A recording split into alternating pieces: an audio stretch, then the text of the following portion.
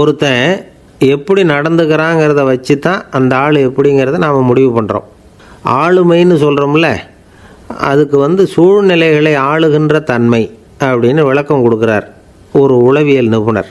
சரி, ஒரு மனிதனுடைய ஆளுமையை உருவாக்குகிற விஷயங்கள் என்னென்ன? பிறப்பு, வளர்க்கப்பட்ட விதம், படிப்பு, நண்பர்கள், சமுதாயம், இப்படி நிறைய உண்டு. ஆளுமையின் அடிப்படையில் சில மனநோய்கள் உண்டாகுது. அதெல்லாம் என்னென்னங்கிறத தெரிஞ்சு வச்சுக்கிட்டோம்னா நம்ம கூட இருக்கிறவங்கள அடையாளம் கண்டுபிடிக்கிறதுக்கு அது ரொம்ப உபயோகமாக இருக்கும். ஃப்ரெனாய்டு ஆளுமை அப்படின்னு ஒன்று. இந்த கோளாறு உள்ளவங்க எப்படி இருப்பாங்க தெரியுமா? அதிக உணர்ச்சி, சந்தேகம், பொறாமை இதெல்லாம் அதிகமாக இருக்கும். வளைஞ்சு கொடுக்க மாட்டாங்க. அடுத்தவங்களோட இணக்கமான உறவு இருக்காது. அவங்க செய்கிற தப்புக்கெல்லாம் அடுத்தவங்களை குறை சொல்லிகிட்டு இருப்பாங்க. இது ஒரு ரகம். அடுத்தது ஸ்கிசாய்டு ஆளுமை அப்படின்னு சொல்கிறாங்க. இந்த கோளாறு உள்ளவங்க அடுத்தவங்களோட பழக கூச்சப்படுவாங்க. சின்ன வயசுலேயே இது ஆரம்பமாயிடுது. பகல் கனவுலேயே சஞ்சரிப்பாங்க. அவங்களுடைய விரோதம், கோபம் இதை கூட வெளியில் காட்டிக்க முடியாமல் இருப்பாங்க. இவங்களுக்கு அகமுகம், பிரச்சனைகள்லேருந்து ஒதுங்கி எதுலேயும் ஈடுபாடு இல்லாதவங்களாக இருப்பாங்க. இப்படி ஒரு ரகம். அடுத்தது சைக்ளோதமிக் ஆளுமை அப்படின்னு சொல்கிறாங்க. அது என்னென்னா, உணர்ச்சிகளில் ஏற்றத்தாழ்வு அதிகமாக இருக்குமா. சில சமயம் பார்த்தா மகிழ்ச்சியாக இருப்பாங்க, சில சமயம் சோகமாக உட்காந்துருப்பாங்க. அவங்க மனநிலைக்கு தகுந்த மாதிரி சமூக நிகழ்ச்சிகளில் பங்கெடுத்துக்குவாங்க. இன்னொரு வகை என்னென்னா எண்ணப்பீடிகை ஆளுமை அப்படின்னு பேர் வச்சுருக்கிறாங்க. அதுக்கு இவங்களுக்கெல்லாம் கரெக்டாக இருக்கணும். எல்லாம் சட்டத்திட்டம் எதுலேயும் ஒரு ஒழுங்குமுறை, இப்படி எதிர்பார்க்குற மனோபாவம். இவங்க எதிர்பார்ப்புக்கும் வரன்முறைக்கும் மற்றவங்க கட்டுப்படணும்னு நினைப்பாங்க. இந்த நிலைமை நீடித்தா என்ன ஆகும் தெரியுமா? அலைக்கழிக்கிற எண்ணங்கள் திரும்ப திரும்ப ஒரே செயலை செய்ய தூண்டுற மன தளர்ச்சிக்கு ஆளாயிடுறாங்க. அடுத்தது ஹிஸ்டீரியா ஆளுமை. சின்ன விஷயத்தையெல்லாம் பெருசுப்படுத்தி நாடகமாக்குற நடிகர்கள் இவங்க. உணர்ச்சி அதிகம் உள்ளவங்க. இவங்க மன எழுச்சியில் பக்குவமின்மை, குழந்தைத்தனம், முதிர்ச்சியின்மை எல்லாம் இருக்கும். தன்னலம் மிக்க குணம். பிறர் தன்னை மட்டுமே கவனிக்கணும்னு நினச்சி செயல்படுறது, இதெல்லாம் இவங்க அடையாளம். அடுத்த ரகம் எப்படின்னா வளர்ச்சியற்ற ஆளுமைன்னு சொல்கிறாங்க. அடுத்தவங்களோட இணங்கி போக முடியாதவங்க. அறிவு, மன எழுச்சி, சமூக உறவு இதில் எல்லாம் போதுமான வளர்ச்சியையும் நிறைவையும் பெற முடியாதவங்க. இவங்களால் வாழ்க்கையில் முன்னேற முடியாது.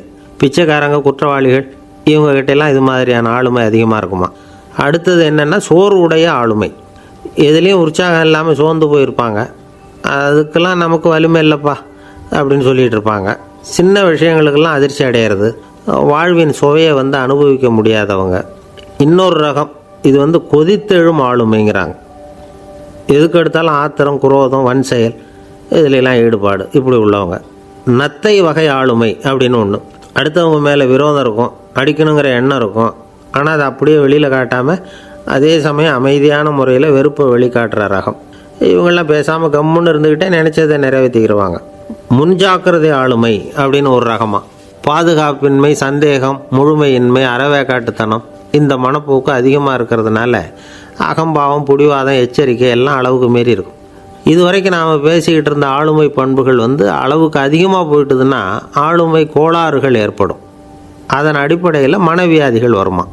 அதனால் இணக்கமான, எல்லாரும் விரும்புகிற இயல்பான ஆளுமையை பெறுவதற்கு நாம் முயற்சி செய்யணும் அப்படிங்கிறது மனோதத்துவ நிபுணர்களுடைய ஆலோசனை. ஒருத்தர் ஒரு மனோதத்துவ டாக்டரை தேடிட்டு வந்தாராம். டாக்டர், எனக்கு மனசில் ஏதோ வியாதி, ஆளுமை கோளாறு, அதாவது எனக்கு சீக்கிரமாக செத்து போனால் தேவையில்லைன்னு தோணுது அப்படின்னாராம். உடனே அந்த டாக்டர், சரி அப்படின்னா இங்கே இருங்க, நான் வைத்தியம் பார்க்குறேன் அப்படின்னாராம். ஆஃபீஸு முடிஞ்சு வீட்டுக்கு போகிற சமயத்தில் ஒருத்தர் கடைக்கு போய் ஸ்வீட் வாங்கினார். சரி, வீட்டுக்கு பிள்ளைங்களுக்கு தான் வாங்கிட்டு போகிறார் அப்படின்னு மற்றவங்க நினச்சாங்க. அவர் அப்படி செய்யலை. அந்த இடத்துலையே பொட்டலத்தை பிரித்தார். திருட மாதிரி அப்படியே சுற்றி ஒரு தரம் பார்த்துக்கிட்டார். யாரும் தெரிஞ்சவங்க இல்லைங்கிறத முடிவு பண்ணிவிட்டு அவசரமாக அதை அப்படியே போட்டு முழுகிவிட்டு கையை தொடச்சிக்கிட்டு நல்ல பிள்ளை மாதிரி நடந்து போக ஆரம்பிச்சிட்டார். அவர் யாருன்னா, அவரோட பிரச்சனை எல்லாருக்கும் தெரியாது, சில பேருக்கு தான் தெரியும். அதாவது அவர் உடம்பில் சர்க்கரை இருக்குதுன்னு டாக்டர் சொல்லிவிட்டாராம். அதனால் வீட்டில் சர்க்கரையே இவர் கண்ணில் காட்டுறதில்ல. அதனால் இவர் யார் கண்ணிலையும் படாமல் இப்படிப்பட்ட வேலைகள்லாம் செய்கிறது வழக்கம். யாருக்கும் தெரியாமல் இப்படி ஸ்வீட்டை வாங்கி சாப்பிட்டுட்டு அவர் பாட்டுக்கு போயிடுறது. இப்படிப்பட்டவங்களுக்கெல்லாம் கொஞ்சம் ஆறுதலான தகவல் இன்றைக்கி. அது என்னென்னா, நாம் சாப்பிட்ற சர்க்கரைக்கும் நம்ம உடம்புல உள்ள சில கோளாறுகளுக்கும் அப்படி என்ன தான் சம்மந்தம் இருக்குது? இதை பற்றி சமீபத்தில் சில ஆராய்ச்சிகள்லாம் நடந்திருக்குது. ஏன்னா சர்க்கரைன்னாவே விஷம் மாதிரி அதை பார்க்குறவங்களும் சில பேர் உண்டு. சின்ன பிள்ளைங்களுக்கு வயத்தில் பூச்சி உண்டாகிறதுலேருந்து பெரியவங்களுக்கு நீரிழிவு வர்ற வரைக்கும் எல்லாத்துக்கும் சர்க்கரை தான் காரணம்னு சொல்லிகிட்டு இருக்கிறோம். ஆனால் அந்த அளவுக்கு பயப்பட வேண்டிய அவசியம் இல்லை அப்படின்னு சொல்கிறாங்க. சர்க்கரை வியாதி, இருதய நோய், பித்த நீர்ப்பை நோய், இதெல்லாம் சில நோய்கள்லாம் நாம் சாப்பிட்ற சர்க்கரைக்கும் தொடர்பு இருக்குன்னு நினைக்கிறோம். ஆனால் அப்படி சம்பந்தம் உண்டுங்கிறதுக்கு போதுமான அளவுக்கு ஆதாரம் இல்லை அப்படிங்கிறாங்க ஆராய்ச்சியாளர்கள். ஒரே ஒரு சம்பந்தம் தான் உறுதியாக இருக்குதான். அதுவும் இந்த பல் சிதைவு அப்படின்னு இருக்கு இல்லையா, அந்த சர்க்கரை சாப்பிட்றதுக்கும் இந்த பல் சிதைவுக்கும் சம்மந்தம் இருக்குது அப்படிங்கிறத மட்டும் உறுதியாக சொல்கிறாங்க. சர்க்கரைன்னா நாம் சாப்பிட்ற ஜீனி மட்டும் இல்லை, பழம், காய்கறி, பால், தேன் இப்படி எல்லாத்துலேயும் அது இருக்குது. கேரட்டு கொடுக்குற சத்தில் 88% சர்க்கரை, ஆப்பிள் கொடுக்குற சக்தியில் 95% சர்க்கரை. இது ஜீனி சர்க்கரை, இது ஆப்பிள் சர்க்கரை அப்படிங்கிற வித்தியாசம்லாம் உடம்புக்கு கிடையாது. ரெண்டுமே உடனடியாக சக்தி கொடுக்குது. ஒரு ஸ்பூன் சர்க்கரையில் 16 கலோரி தான் சத்து இருக்குது. அதிகமாக சர்க்கரை சாப்பிட்டா நீரிழிவு வந்துருங்கிறது தப்பான ஒரு அபிப்பிராயம். டயபெட்டிஸுங்கிறது ஒரு மெட்டபாலிக் டிஸார்டர், அவ்வளவுதான். அதாவது நாம் சாப்பிட்ற சர்க்கரையை நம்ம உடம்பு திறமையாக உபயோகப்படுத்திக்க முடியல அப்படின்னு அர்த்தம். அதனால தான் அதிகமாக இனிப்பு வேணாம்னு சொல்கிறோம். ஏற்கனவே உடம்பால் முடியாத ஒன்றை மறுபடியும் அது தலையில் சுமத்தி அதிகமாக வேலை வாங்க வேணாமே அப்படிங்கிறதுக்காக தான். ஆகாரத்தில் அதிகமாக சர்க்கரை இருந்தால் அதனால் உடனே சர்க்கரை வியாதி வந்துடும்ங்கிறதுக்கு விஞ்ஞான ரீதியாக போதுமான ஆதாரம் இல்லை. அதனால் எப்போவாவது அதிகமாக ஸ்வீட்டு சாப்பிட்டுட்டா ஐயோ அதிகமாக சாப்பிட்டோமோ என்ன பண்ண போகுது தெரியலையே அப்படின்னு நினச்சி மனசை போட்டு குழப்பிக்க வேண்டியதில்லை. பொதுவாக எதுவுமே அதிகமாக வேண்டாம், எல்லாம் சீராக இருந்தால் போதும். நீரிழிவுங்கிறது புதுசாக வந்துட்ட ஒரு நோய் இல்லை, ரொம்ப காலமாகவே இருக்கிற ஒன்று தான். நம்ம முன்னோர்கள் இதை மதுமேகம் அப்படின்னு சொல்லுவாங்க. அதை கட்டுப்படுத்துறதுக்கு அவங்களே சில வழிமுறையை சொல்லி வச்சுருக்கிறாங்க. அது என்னென்னா வேறு ஒன்றும் இல்லை, இந்த பாவக்காய், முள்ளங்கி, அருகம்புல், அவ்வளவுதான். வெள்ளை முள்ளங்கி இருக்குல்ல, அதை வாரத்துக்கு 3 நாள் சாப்பிட்டுக்கிட்டு வாங்க. நூலுக்கோல் ரொம்ப நல்லது. இல்லைன்னா முள்ளங்கி சாறு 1 ounce சாப்பிட்டுட்டு வரலாம். ரத்தத்தில் சேர்கிற சர்க்கரை அளவு இதெல்லாம் கட்டுப்படுத்துது. சிறுநீரில் காணப்படுகிற சர்க்கரை அளவையும் சமநிலைப்படுத்துது. தினமும் ஆகாரத்தில் கோதுமை, கேழ்வரகு, வெந்தயம், கருவேப்பிலை, சோயாபீன்ஸ் எது கிடைக்குதோ சேர்த்துக்கலாம். இப்படிலாம் செஞ்சுக்கிட்டு வந்தால் அப்புறம் வீட்டுக்கு தெரியாமல் கடையில் போய் நின்றுக்கிட்டு ஸ்வீட் வாங்கி திருட்டுத்தனமாக சாப்பிட வேண்டிய அவசியமே உங்களுக்கு வராது. 2 ஆசாமிகள் கடற்கரையில் உட்காந்து சாவகாசமாக பேசிக்கிட்டு இருந்தாங்களாம். ஒருத்தர் சொன்னார், இன்னொருத்தருக்கு தெரியாமல் ஸ்வீட்டு சாப்பிட்றதே எப்பவும் இடைஞ்சல் தான் சார். நேற்றுக்கு பாருங்கள் அப்படி தான் சாப்பிட்டுக்கிட்டு இருந்தேன், வீட்டுக்காரி கண்ணில் போட்டுவிட்டுது, அதுக்கப்புறம் ஒரே ரகலையாக போச்சு அப்படின்னாரா. எனக்கு கூட அப்படி தான் சார் ஆகிட்டுது, ஒரே ரகலை அப்படின்னாரா இன்னொருத்தர். நீங்கள் சாப்பிட்டதும் உங்கள் வீட்டுக்காரங்க கண்ணில் போட்டுவிட்டுதா சார் அப்படின்னு கேட்டிருக்காரு இவர். அதுக்கு அவர் சொன்னாராம், அப்படி இல்லை சார், கடைக்காரர் கண்ணில் போட்டுவிட்டுதோ, நான் அவருக்கு தெரியாமல் அந்த ஸ்வீட்டை அவர் கடையிலேருந்து எடுத்திருந்தேன் அப்படின்னு விளக்கம் கொடுத்தாராம் இந்த ஆள். ஒருத்தர் முகத்தை தொங்க போட்டுக்கிட்டு ஒரு மாதிரியாக வந்தார். என்ன விஷயம்னு விசாரித்தேன். என்னுடைய நண்பன் ஒருத்தங்கிட்ட கருத்து வேறுபாடு, இனிமேல் நமக்குள்ளே எந்த சம்மந்தமும் வேணாம்னு நட்பை முறிச்சிட்டு வந்துட்டேன்னா. நண்பர்கள்னு இருந்தால் கருத்து வேறுபாடு வரத்தான் செய்யும்னு. கருத்து வேறுபாடு வராமல் இருக்கிறதுக்கு ஏதாவது வழி உண்டா அப்படின்னு கேட்டாங்க. அதை பற்றி நிபுணர்கள் சில யோசனைகளை சொல்லியிருக்கிறாங்கன்னு. முதல் விஷயம் என்னென்னா, உங்கள் நண்பனுக்கு ஒரு செய்தி சொல்லணும்னா அதை நீங்களே நேரடியாக சொல்லுங்கள், அல்லது உங்கள் கைப்பட கடிதம் எழுதுங்க. அதாவது நேரடி தொடர்பு முக்கியம். அதை விட்டுட்டு இன்னொருத்தர் மூலமாக நண்பர்களுக்கு செய்தி அனுப்புனா நீங்கள் சொல்கிற செய்தி அப்படியே போய் சேராது, அது சேதமாயிடும். கூட்டி குறைச்சி சொல்லிவிடுவாங்க, அது குழப்பத்தில் கொண்டாந்து விட்டுரும். இது ஒரு யோசனை. 2வது யோசனை என்னென்னா, நீங்கள் ஒரு நல்ல காரியத்தை செய்யும் பொழுது உங்கள் நண்பரையும் சேர்த்துக்குங்க, அவருக்கும் அதில் ஒரு ஈடுபாட்டை உருவாக்குங்க. 3வது யோசனை, நம்ம பக்கத்தில் இருக்கிற நண்பர் மகிழ்ச்சி அடைகிற மாதிரி ஏதாவது செய்யணும். சின்ன சின்ன செயல்களாக இருந்தாலும் பரவாயில்ல, அவர் நமக்கு எதுவும் செய்யலையே, நாம் எதுக்கு செய்யணும் அப்படின்னு நினச்சிக்கிட்டு இருக்கக்கூடாது. 4வது யோசனை என்னென்னா, உங்களுக்கு ஒரு பிரச்சனையா அல்லது உங்கள் நண்பருக்கு ஒரு பிரச்சனையா, எதுவாக இருந்தாலும் 2 பேரும் சேர்ந்து உட்காந்து ஆலோசனை பண்ணுங்கள். நம்ம யோசனையும் கேட்கப்படுதே அப்படிங்கிற நினைப்பே அவருக்கு ஒரு மன நிறைவை உண்டாக்குமா. 5வது யோசனை, உங்கள் நண்பர் ஏதோ ஒரு காரியத்தை செய்கிறார், நீங்கள் உடனே அவசரப்பட்டு நீ செய்கிறது தப்புன்னு தீர்ப்பு சொல்லக்கூடாது. அவர் அதை செய்யறதுக்கான நியாயங்கள் எவ்வளவோ இருக்கும், அதை புரிஞ்சுக்கிறதுக்கு முயற்சி பண்ணணும். 6வது யோசனை, உங்கள் நண்பர் என்ன சொன்னாலும் அதை பொறுமையாக கேளுங்க. அவர் சொல்கிறத புரிஞ்சுக்கணும், அவர் சொல்ல விரும்புகிறத புரிஞ்சுக்கணும், அவர் சொல்ல முடியாமல் தவிக்கிறதையும் புரிஞ்சுக்கணும்.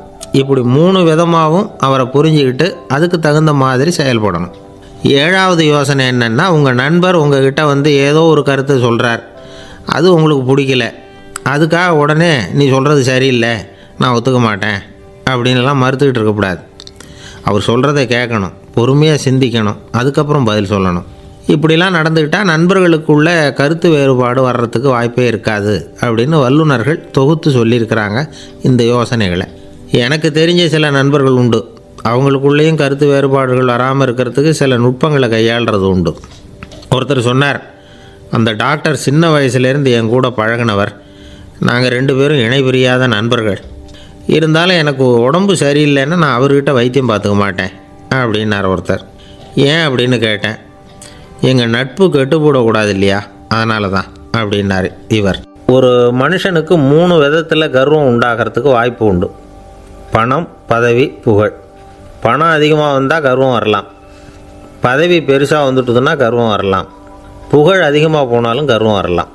இந்த 3 வகையான கர்வத்துக்கும் இடம் கொடுக்காமல் இருக்கிறாங்க பாருங்கள், அவங்க தான் சிறந்த மனிதர்கள். ஒரு பெரிய பொறுப்பில் இருக்கிறவங்களுக்கு கர்வம் வந்துடக்கூடாது. அப்படி வந்துட்டுதுன்னா அது எல்லாருக்கும் இடைஞ்சல். ஒரு ராஜா இருந்தார். அவர் ஒரு நாள் தன்னுடைய தலைநகரத்தை சுற்றி வந்துக்கிட்டு இருந்தார். ஒரு இடத்துல ஒரு அழகான நிலத்தை பார்த்தார். ஆஹா, இந்த இடத்துல நமக்குன்னு ஒரு மாளிகையை கட்டினா எவ்வளோ நல்லாயிருக்கும் அப்படின்னு நினச்சார். ராஜா நினச்சா அது முடியாத காரியமா? சரி, இந்த நிலம் யாருக்கு சொந்தம்னு விசாரிங்க அப்படின்னார் பக்கத்தில் இருந்தவங்கக்கிட்ட. அவங்கெல்லாம் ஓடி போய் விசாரித்தாங்க. அந்த இடம் வந்து ஒரு வயசான கிழவிக்கு சொந்தம், வயசான அம்மாவுக்கு சொந்தமாக. அந்த அம்மா தான் அதில் ஒரு குடிசையை போட்டு குடியிருந்துகிட்டு இருக்கிறாங்க. சரி, அந்த நிலத்துக்கு வந்து ஒரு விலையை நிர்ணயம் பண்ணி அதை அந்த வயசான அம்மாக்கிட்ட கொடுத்துருங்கோ அப்படின்னு உத்தரவு போட்டார் ராஜா. ஆனால் அந்த அம்மா, இது எங்கள் பூர்வீக இடம், இதை விற்க மாட்டேன் அப்படின்னு சொல்லிவிட்டுது. சரி, 2 பங்கு விலை கொடுக்குறோம்னு சொல்லி பாருங்க அப்படின்னாங்க. அப்படியே சொன்னாங்க அரண்மனை ஆட்கள். அதுக்கும் சம்மதிக்கலை அந்த அம்மா. இதை கேள்விப்பட்டதும் ராஜாவுக்கு கோபம் வந்துட்டுது. தன்னுடைய ஆளுங்களை கூப்பிட்டார். போய் அந்த குடிசையை பிரித்து எறிங்க, காசெல்லாம் ஒன்றும் கொடுக்காதீங்க அப்படின்னு கத்தினார். அவ்வளோதான். அடுத்த நிமிஷம் அரண்மனை ஆசாமிகள் போனாங்க, குடிசையை பிரித்து எரிஞ்சாங்க. அந்த வயசான அம்மா இருக்குது, அதுவும் அந்த இடத்த விட்டு துரத்தி விட்டாங்க. அந்த இடத்துல ஒரு அரச மாளிகையை கட்டி முடிச்சிட்டாங்க. அந்த வயசான அம்மா பாவம், ராஜாவே இப்படி பண்ணால் யார்கிட்ட போய் முறையிட முடியும்? ஒரு ஞானி இருந்தார், அவர்கிட்ட போய் சொன்னாங்க. அவர் இவங்க சொன்னதை கேட்டு மனசில் வச்சுக்கிட்டார். ஒரு நாள் அந்த ராஜாவே இந்த ஞானியை கூப்பிட்டார். புதுசாக ஒரு மாளிகை கட்டியிருக்கிறேன், வந்து பாருங்கன்னு. சரின்னு சொல்லி இந்த பெரியவர் ஒரு நாள் அந்த மாளிகைக்கு போனார். சும்மா போகல, ஒரு கழுதையையும் ஓட்டிகிட்டு போனார். கொஞ்சம் சாக்குகள், வெத்து சாக்கு, அதையும் எடுத்து கழுதை முதுகில் போட்டு கழுதையை ஓட்டிகிட்டு போகிறார். ராஜா பார்த்தார். அவருக்கு இது ஆச்சரியமாக இருந்தது. என்ன இது, மாளிகைக்கு வந்துட்டு போங்கன்னு கூப்பிட்டா கழுதை, சாக்கு இதெல்லாம் கூப்பிட்டு வராரு, ஒன்றும் புரியலையேன்னு நினச்சார். எதுக்காக இதெல்லாம்னு கேட்டார். அரசருடைய தோட்டத்திலேருந்து கொஞ்சம் மண் எடுத்துகிட்டு போகிறதுக்கு ஆசைப்பட்றேன், அதுக்கு நீங்கள் அனுமதி கொடுக்கணும் அப்படின்னாரு இவர். இது என்ன வேடிக்கையான கோரிக்கையாக இருக்குது அப்படின்னு நினச்சார் ராஜா. இருந்தாலும் மண் தானே கேட்குறாரு, எடுத்துகிட்டு போகட்டுமே அப்படின்னு நினச்சார். சரி, நான் அனுமதி கொடுத்தார். அந்த பெரியவர் தோட்டத்துக்கு போனார், மண்ணை வெட்டினார், சாக்கில் போட்டு நிரப்புனார். ராஜாவை கொஞ்சம் கிட்ட வாங்கன்னு கூப்பிட்டார். இந்த மண் மூட்டையை தூக்கி கழுதையோட முதுகில் வைக்கணும், கொஞ்சம் உதவி பண்ணுங்கன்னார். ஓ, பண்ணுறேனே அப்படின்னு சொல்லி ராஜா கிட்ட போனார். மூட்டையை தூக்கி பார்க்குறாரு, முடியல, திணறி போயிட்டார். இப்போ அந்த ஞானி பேசினாராம். அரசே, இந்த ஒரு சாக்கு மண்ணையே உங்களால் தூக்க முடியல, அந்த கிழவிகிட்ட இருந்து அந்த அக்கிரமமாக அபகரித்த இந்த தோட்டம் பூராவையும் சுமக்கணும்னு ஆசைப்படுறீங்களே, அது உங்களால் முடியுமா அப்படின்னு கேட்டாராம். ராஜா யோசனை பண்ண ஆரம்பித்தார். தன்னுடைய செயலுக்காக வருத்தப்பட்டாராம். அந்த வயசான அம்மாவை உடனடியாக வரவழைச்சார். தாயே, தப்பு பண்ணிட்டேன், என்னை மன்னிச்சுக்குங்க, இன்னையிலேருந்து இந்த மாளிகையும் தோட்டமும் உங்களுக்கு தான் சொந்தம் அப்படின்னு சொல்லிவிட்டாராம். போகிறப்ப இந்த உலகத்திலேருந்து எண்ணத்தை எடுத்துகிட்டு போக போகிறோம், அதனால் ரொம்பவும் அலட்டிக்க வேண்டியதில்லை, கர்வப்பட வேண்டியதில்லை, அப்படிங்கிறது ஒரு பெரிய உபதேசம். ஒரு பெரிய மனுஷன் சாக கிடந்தார், ரொம்பவும் அழுதார். ஏன் அழறீங்க அப்படின்னு கேட்டாங்க சுற்றி இருந்தவங்க. நான் சாகிறதுக்காக கவலைப்படலை, நான் நம்ம ஜனங்களுக்காக எவ்வளவோ காரியம்லாம் செஞ்சுக்கிட்டு வந்தேன். நான் செஞ்சுக்கிட்டு வந்த சேவையை இனிமேல் யார் செய்ய போகிறாங்க, அது யாரால் முடியும், அதை நினச்சி தான் அழறேன் அப்படின்னாராம். ஒருத்தர் முன்னாடி வந்தார். அதுக்காக நீங்கள் கவலைப்படாதீங்க, உங்கள் சேவையை தொடர்ந்து செய்கிறதுக்கு என்ன மாதிரி இளைஞர் பட்டாலும் தயாராக இருக்குது, இருந்தாலும் எங்கள் கவலை என்னென்னா அப்படின்னு இழுத்தார். என்ன சொல்லுங்கன்னு கேட்டார் அவர். நீங்கள் இது வரைக்கும் என்ன சேவை செஞ்சுக்கிட்டு வந்தீங்க, அதுதான் எங்களுக்கு இன்னமும் புரியாத புதிராக இருக்குது அப்படின்னாராம் அவர். இந்த காலத்து புள்ள ஒருத்தன் தன்னோட அப்பாவை பார்த்து சொன்னான், அப்பா நான் உனக்கு உதவி செய்யலாம்னு நினைக்கிறேன், என்ன உதவி செய்யணும்னு சொல்லு அப்படின்னா. நீ சும்மா இருந்தால் அதுவே எனக்கு செய்கிற பெரிய உதவிடா அப்படின்னார் அப்பா. சும்மா இருக்கிறதும் ஒரு உதவி தான், அது மாதிரி மௌனமும் ஒரு சமூக சேவை தான் அப்படிங்கிறார் காஞ்சி பெரியவர். நமக்கு 5 புலன்கள் இருக்குது, மெய் வாய் கண் மூக்கு செவி. இந்த 5லேயும் அதிகப்படியான வேலை எதுக்குன்னு நினைக்கிறீங்க? வாய்க்கு தான். ஏன்னா அதுக்கு 2 வேலை. இப்போ கண்ணுக்கு பார்க்குறது மட்டும்தான் வேலை, காதுக்கு கேட்குறது மட்டும்தான் வேலை, மூக்குக்கு வாசனை அறியறது தான் வேலை, உடம்புக்கு உணர்றது மட்டும்தான் வேலை. ஆனால் வாய் அப்படி இல்லை, அதுக்கு 2 வேலை. சாப்பிட்றதும் அதுதான், பேசுகிறதும் அதுதான். அதாவது வாய் ஒன்று தான் கர்மேந்திரியமாகவும் இருக்குது, ஞானேந்திரியமாகவும் இருக்குது அப்படின்னு சொல்லுவாங்க. சாப்பாட்டில் உட்காந்தா எந்தெந்த ஆகாரம் என்னென்ன ருசின்னு அறிவிக்கிற வேலையும் செய்யுது. சபையில் உட்காந்தா பாடுறது, பேசுறது, சிரிக்கிறது, இது மாதிரியான வேலையும் செய்யுது. இன்னொரு வித்தியாசம், கண்ணு காது மூக்கெல்லாம் ஸ்ட்ரெயின் பண்ணிக்கிட்டு வேலை செய்கிறதில்ல. ஒரு ரோஜா பூ பார்த்தா உடனே மூக்கு அப்படியும் இப்படியும் அசைய ஆரம்பிக்கிறதில்ல. ஒரு சங்கீதத்தை கேட்ட உடனே காது ஆட ஆரம்பிக்காது. ஆனால் வாய் அப்படி இல்லை, அது பேசினாலும் சரி சாப்பிட்டாலும் சரி அசைஞ்சு தான் ஆகணும். ஆக மற்றதை விட வாய்க்கு வேலை ஜாஸ்தின்னு தெரியுது. சாப்பிட்றது பேசுறது அப்படின்னு 2 காரியம் அதுக்கு.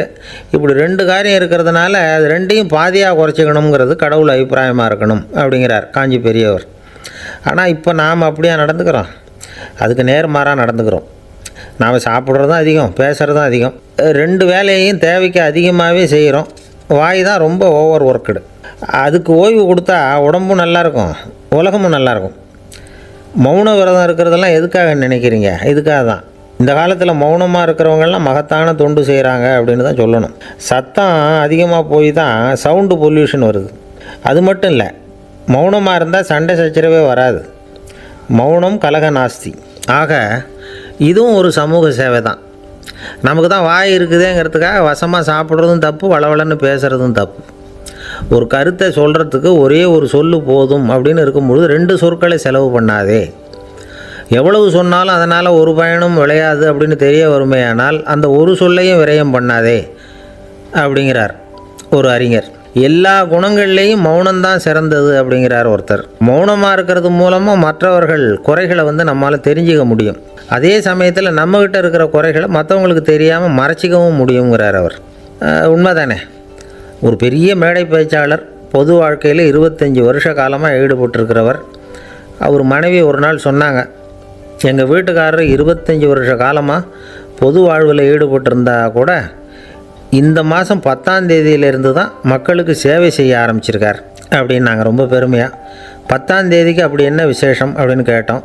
அன்னையிலேருந்து தான் அவர் மேடையில் பேசுகிறத நிறுத்தினார் அப்படின்னாங்க அந்த அம்மா. ஒரு நண்பர் அவசரமாக என்கிட்ட ஓடி வந்தார். அப்புறம் சொன்னார், என்னால் நம்பவே முடியல சார், என் பையனை அப்படி அப்படின்னு சொல்லி ஆச்சரியப்பட்டார். உங்கள் பையன் அப்படி என்ன தான் செஞ்சுட்டான் அப்படின்னு கேட்டேன். என்னால் முடியாத ஒரு காரியத்தை அவன் செஞ்சுட்டான் சார் அப்படின்னார். அது என்னன்னு தான் சொல்லுங்களேன். என்ன 5ஆவது வகுப்பில் அவன் ஒரே தடவையில் தேறிட்டான் சார், அதாவது ஒரே அட்டம்ப்டில் பாஸ் ஆகிருக்கான் அப்படின்னார் மூச்சு வாங்க. கஷ்டப்பட்டு பரீட்சை எழுதுனது அவன், இவருக்கு ஏன் மூச்சு வாங்குது? நம்மால் செய்ய முடியாத ஒரு காரியத்தை இன்னொருத்தர் செய்யும் பொழுது அது நமக்கு ஆச்சரியமாக இருக்குது. சர்க்கஸ் பார்க்குறோம், ஒருத்தர் அந்த இடத்துல தொங்குறார், அது நமக்கு ஆச்சரியம். ஏன்னா அது நம்மால் முடியாத காரியம். நம்மால் முடியாத ஒன்றை அடுத்தவர் எளிதாக செய்யும் பொழுது நாம் மருள்வது இயற்கை. இதை தான் தொல்காப்பியம் மருட்கை அப்படின்னு சொல்லுது. இந்த வியப்பு இருக்குதே, இது 4 வகையில் ஏற்படுறதாக தொல்காப்பியம் சொல்லுது. அது என்ன 4 வகை? முதல் வகை எப்படின்னா புதுமையான அரிய செயல்களை செய்கிறது. ரெண்டாவது வகை என்னென்னா பெரும் செயல்களை செய்கிறது. மூணாவது வகை என்னென்னா மிக நுட்பமான செயல்களை செய்கிறது. நாலாவது வகை என்னென்னா ஆக்கம் தரும் செயல்களை செய்கிறது. புதுமை, பெருமை, சிறுமை, ஆக்கமோடு மதினம் சாலா மருட்கை நான்கே அப்படிங்கிறது தொல்காப்பியம். இன்றைக்கி விஞ்ஞானம் புதுசு புதுசாக எதையோ கண்டுபிடிக்குது. ஆரம்பத்தில் அது ஆச்சரியமாக இருக்குது, அப்புறம் அது நமக்கு பழகி போடுது. வானொலி பெட்டி புதுசாக வந்தப்போ ஒரு பெட்டி பேசுதுங்கிறது எவ்வளோ பெரிய ஆச்சரியம். இப்போ யாரும் அதை ஆச்சரியமாக பார்க்குறதில்ல. மதினம் சாலா மருட்கை அப்படின்னு ஒரு சொற்றொடர் வருது பாருங்கள். அதில் கருத்தாழம் உண்டு.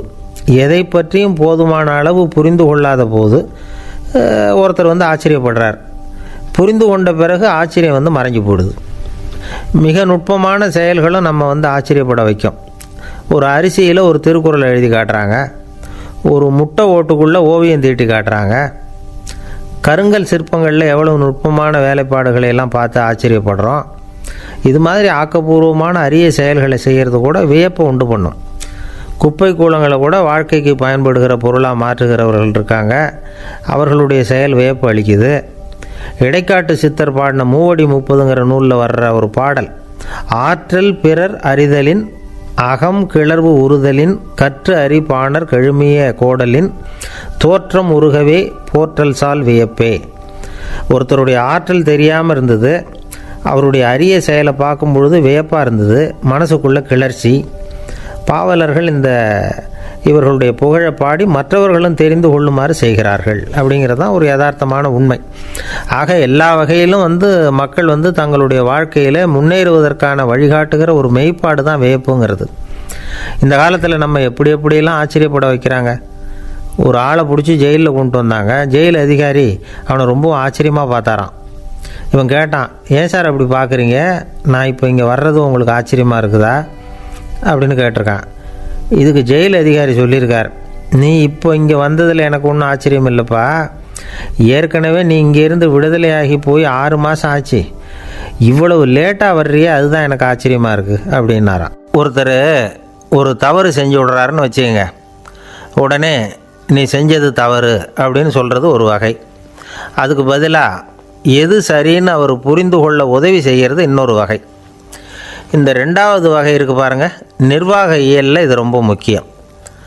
அலுவலகத்தில் வேலை பார்க்குற ஒருத்தர் முக்கியமாக தெரிஞ்சுக்க வேண்டியது என்ன தெரியுமா? சக ஊழியர்கள்கிட்ட எப்படி பழகணும், மேலதிகாரிகள்கிட்ட எப்படி பழகணும், தனக்கு கீழே வேலை செய்கிறவங்கக்கிட்ட எப்படி பழகணும், வாடிக்கையாளர்கள்கிட்ட எப்படி பழகணும், இவங்க எல்லார்கிட்டையும் செம்மையான உறவை ஏற்படுத்திக்கிறது எப்படி. இதையெல்லாம் சொல்லிக் கொடுக்குற பாடம் தான் இன்டர் பர்சனல் ஸ்கில், திறமையான உறவு அப்படிங்கிறது. எந்த வேலையில் இருந்தாலும் சரி, இந்த உறவுகளை வளர்க்கும் திறன் உள்ளவங்க சீக்கிரம் முன்னுக்கு வந்துடுறாங்க. மற்றவங்கக்கிட்ட உறவை பலப்படுத்திக்கிறது எப்படி அப்படின்னு தெரிஞ்சுக்கிட்டோம்னா எந்த ஒரு தடையையும் சுலபமாக தாண்டி செய்கிற தொழிலில் முன்னுக்கு வந்துடலாம். ஹார்வர்டு பல்கலைக்கழகத்தில் ஒரு கணக்கெடுப்பு பண்ணி பார்த்தாங்களாம். பார்க்குற வேலையில் எது மாதிரி குணாதிசயம் உள்ளவங்க வேகமாக முன்னுக்கு வர்றாங்க அப்படின்னு தெரிஞ்சுக்கிறதுக்காக இந்த கணக்கெடுப்பு. வெவ்வேறு துறையில் வேகமாக முன்னுக்கு வந்திருக்கிற பல பேரை சந்தித்து இந்த சர்வேயை நடத்தியிருக்கிறாங்க. அவங்க கண்டுபிடிச்சி சொல்லியிருக்கிற உண்மை என்ன தெரியுமா? ஒருத்தர் ஒரு வேலையில் இருந்தால் அது சம்பந்தப்பட்ட சப்ஜெக்ட் பற்றிய அறிவு 35% இருந்தால் போதுமா. ஆனால் உறவுகளை வளர்க்கக்கூடிய திறன், இன்டர் பர்சனல் ஸ்கில்லு 65% வேணும். இப்படி உள்ளவங்க சீக்கிரம் முன்னுக்கு வந்துடுறாங்களாம். அதனால் ஒருத்தருக்கு வேலை சரியாக புரியலைன்னா கூட விவரமாக மற்றவங்கக்கிட்ட பழகிறது எப்படின்னு புரிஞ்சால் போதும், அவர் முன்னுக்கு வந்துடலாம். அலுவலகங்களில் மட்டும் இல்லை, எல்லா இடங்கள்லேயும் இது ரொம்ப முக்கியம். வீட்டுக்குள்ளேயும் இது ரொம்ப முக்கியம், வீட்டுக்கு வெளியேயும் இது முக்கியம். அடுத்தவங்கக்கிட்ட பழகிறது எப்படிங்கிறத தெரிஞ்சிக்காதவன் வாழ்க்கையில் முன்னேற முடியாது. இன்றைக்கி ஆயுதங்களால் காயப்படுத்தி கொள்ளுகிறவர்களை விட வார்த்தைகளால் காயப்படுத்தி கொள்ளுகிறவர்கள் தான் அதிகம். பெரியவங்க என்ன சொல்கிறாங்க தெரியுமா? நீங்கள் இந்த பூமியில் பிறந்ததன் அர்த்தம் பூர்த்தி ஆகணும்னா அடுத்தவங்களுக்கு உதவி பண்ணுங்க. அடுத்தவங்களுக்கு உதவி செய்ய முடியாவிட்டால் கூட பரவாயில்லை, ஆனால் யாரையும் புண்படுத்தி விடாதீங்க அப்படின்னு சொல்கிறாங்க. எனக்கு தெரிஞ்ச ஒருத்தர் ஒரு அலுவலகத்தில் வேலை பார்க்குறார். அவர் சொல்லுவார், எனக்கு இந்த இன்டர்பர்சனல் ஸ்கில் ரொம்ப அதிகம் சார். சக ஊழியர்கள்கிட்ட ரொம்ப சுமூகமாக நடந்துக்குவேன். என் கூட வேலை பார்க்குற ஒருத்தருக்கு ஏதாவது ஒரு கஷ்டம்னா அந்த சமயத்தில் அவர் செய்ய வேண்டிய வேலையை நான் செஞ்சுருவேன் சார் அப்படிம்பார். நான் அவர்கிட்ட சமீபத்தில் அப்படி ஏதாவது செஞ்சுருக்கீங்களா அப்படின்னு கேட்டேன். செஞ்சுருக்கேன் சார். போன வாரம் புதன்கிழமை ஆஃபீஸில் என் பக்கத்து சீட்டுக்காரருக்கு வயிற்று வலி. உடனே நான் மெடிக்கல் லீவ் போட்டுவிட்டு எங்கள் வீட்டுக்கு போயிட்டேன் சார் அப்படின்னார். ஒரு அம்மா தெருவில் உட்காந்து என்னத்தையோ தேடிட்டு இருக்கிறாங்க. அந்த அம்மா ஒரு சுஃபி ஞானி. அவங்க பேர் என்னென்னா ரபியா அல் அடாவியா. அந்த அம்மாவுக்கு கண் கூட தெளிவாக தெரியாது. அந்த பக்கமாக வந்த சில பேர் இவங்களுக்கு உதவி செய்கிறதுக்காக வந்தாங்க. என்ன தேடிகிட்டு இருக்கிறீங்க அப்படின்னு கேட்டாங்க. இதுக்கு அந்த அம்மா, அந்த கேள்வி அவ்வளோ முக்கியத்துவம் இல்லை, நான் தேடிகிட்டு இருக்கிறேன், உங்களால் முடிஞ்சால் எனக்கு உதவி பண்ணலாம் அப்படின்னாங்களாம். உதவி செய்ய வந்தவங்களுக்கு ஆச்சரியம். எதை தேடுறோங்கிறது தெரியாமல் இப்படி ஏன் நேரத்தை செலவழிக்கிறீங்க, நாங்கள் எப்படி உங்களுக்கு உதவ முடியும், எங்களுக்கு ஒன்றும் புரியலையே அப்படின்ட்டுருக்காங்க. சரி, உங்களை திருப்தி பண்ணுறதுக்காக சொல்கிறேன், ஒரு குண்டூசி தொலைஞ்சி போச்சு, அதை தேடுறேன் அப்படின்னாங்களாம் அந்த அம்மா.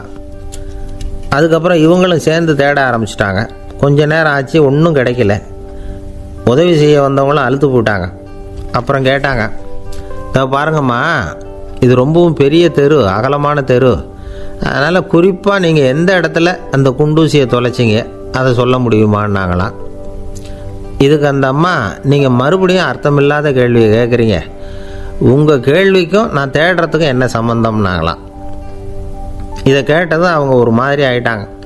என்னம்மா நீங்கள் பைத்தியம் மாதிரி பேசுகிறீங்க அப்படின்னாங்களாம். சரி, உங்களை மறுபடியும் திருப்திப்படுத்துறதுக்காக சொல்கிறேன், அதை நான் எங்கள் வீட்டில் தொலைச்சுட்டேன் அப்படின்னாங்களாம். அப்புறம் எதுக்காக இங்கே வந்து தேடிட்டு இருக்கிறீங்க அப்படின்னு கேட்டிருக்காங்க. ஏன்னா இங்கே தான் வெளிச்சம் அதிகமாக இருக்குது, அங்கே வீட்டுக்குள்ளே இருட்டாக இருக்குது, அதனால் இங்கே வந்து தேடுறேன், வெளிச்சம் உள்ள இடத்துல தானே தேட முடியும் அப்படின்னாங்களாம் அந்த ஞானி. இந்த கதைக்கு என்ன அர்த்தங்கிறத பெரியவங்க சொல்கிறாங்க.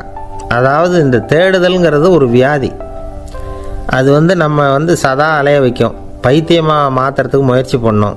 ஒரு காலம் அது நிறைவு அடையவே அடையாது. வாழ்வுங்கிறது ஒரு புரிந்து கொள்ள முடியாத, சதா ஏங்கி கொண்டிருக்கிற ஒரு செயல். அதுக்கு ஆரம்பமும் இல்லை, முடிவும் கிடையாது.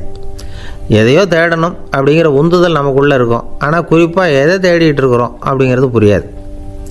அப்படி ஏதாவது ஒன்றை தேடி அடைஞ்சிட்றோம்னு வச்சுக்கோங்க, உடனே ஒரு அதிருப்தி வந்துடும். அதனால் வாழ்க்கைங்கிறது சலிப்பு நிறைந்தது அப்படிங்கிற எண்ணத்தை உண்டாக்கிக்கிறோம். ஒன்று அடைஞ்சதுக்கு அப்புறம் இன்னொன்று தேட ஆரம்பிச்சிருவோம். ஆக இந்த தேடல்ங்கிறது நாம் ஒன்று அடைஞ்சாலும் அடையாவிட்டாலும் தொடர்ந்து நடந்துக்கிட்டு தான் இருக்கும். இதுக்கு முடிவே கிடையாது. இந்த உண்மையை நாம் நல்லா புரிஞ்சுக்கணும் அப்படிங்கிறது பெரியவங்களுடைய கருத்து.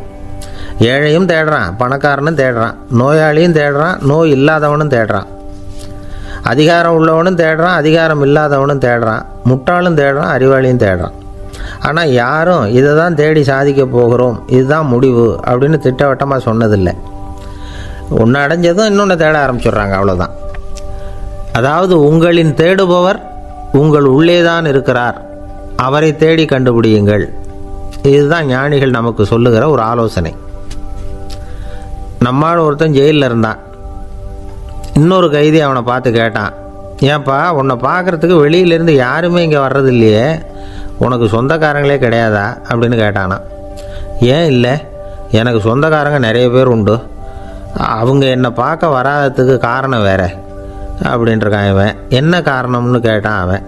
அதுக்கு இவன் சொன்னானா, அதுக்கு என்ன காரணம்னா அவங்க எல்லாரும் இங்கே உள்ளேயே இருக்கிறாங்க அப்படின்னானா. ஒரு சீன தேசத்து அரசர் இருந்தார். அவருக்கு வயசாயிட்டுது. அவருக்கு அடுத்தபடியாக அவருடைய புள்ள பட்டத்துக்கு வரணும், ஆட்சி பொறுப்பை ஏற்றுக்கணும்.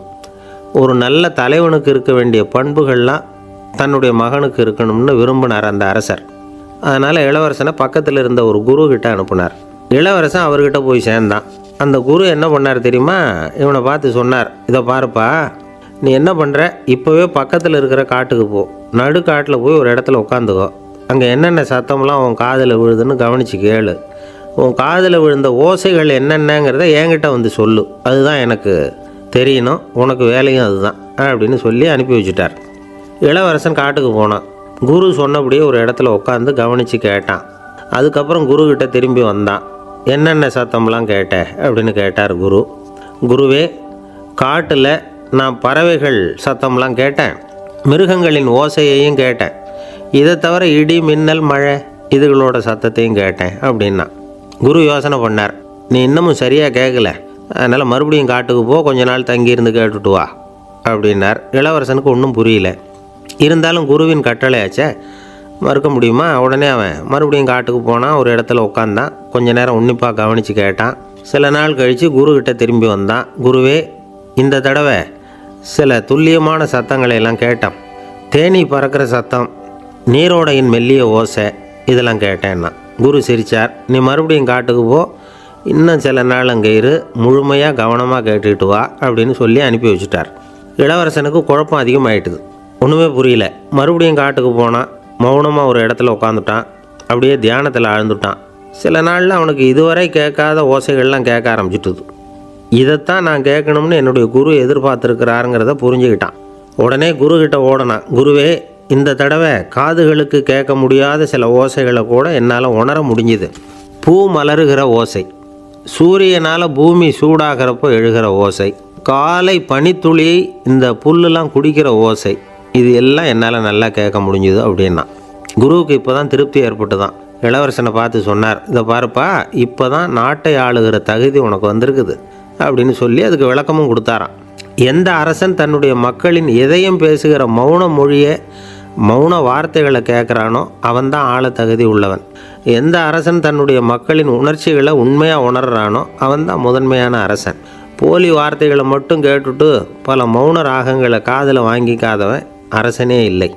எந்த நாட்டில் எப்போ ஒரு அரசன் தன்னுடைய மக்களின் உணர்ச்சிகளை கேட்க மறுக்கிறானோ அன்னையிலேருந்தே அந்த நாடு அழிய தொடங்குது அப்படின்னு அர்த்தம். இதுதான் அந்த குரு இளவரசனுக்கு போதித்தது. வாயால் பேசுகிறத மட்டும் கேட்டு ஏமாறக்கூடாது, உணர்ச்சிகளையும் கேட்குறதுல தான் மனப்பக்குவம் உண்டாகும். மக்கள் உணர்ச்சிகளை புரிந்து கொள்ளாத அரசர்கள் நீடிச்சிருக்க முடியாது. அது மாதிரி நாடுகளில் அடிக்கடி குழப்பம் தான் உண்டாகும். அப்படி இருந்தால் அடிக்கடி ஆட்சி மாறிக்கிட்டு இருக்கும். அப்படிப்பட்ட ஒரு தேசம், அங்கே ஒரு சிறைச்சாலையில் 3 கைதிகள் பேசிக்கிட்டு இருந்தாங்க. ஒருத்தன் சொன்னான், நான் இந்த நாட்டு ராஜாவை எதிர்த்து பேசிக்கிட்டு இருந்தேன், அதனால் என்னை பிடிச்சி கொண்டாந்து இங்கே போட்டுவிட்டாங்க அப்படின்னா ஒருத்தன். இன்னொருத்தன் சொன்னான், நான் இந்த நாட்டு ராஜாவை ஆதரித்து பேசிக்கிட்டு இருந்தேன், அதனால் என்னை பிடிச்சி கொண்டாந்து இங்கே தள்ளிவிட்டாங்க அப்படின்னா. அது சரி, நீ என்ன தப்பு பண்ண அப்படின்னு சொல்லி 3வது ஆளை பார்த்து இவங்க கேட்டாங்க. அதுக்கு அந்த ஆள் சொல்கிறான், நான் தான் இந்த நாட்டு ராஜா அப்படின்னானா.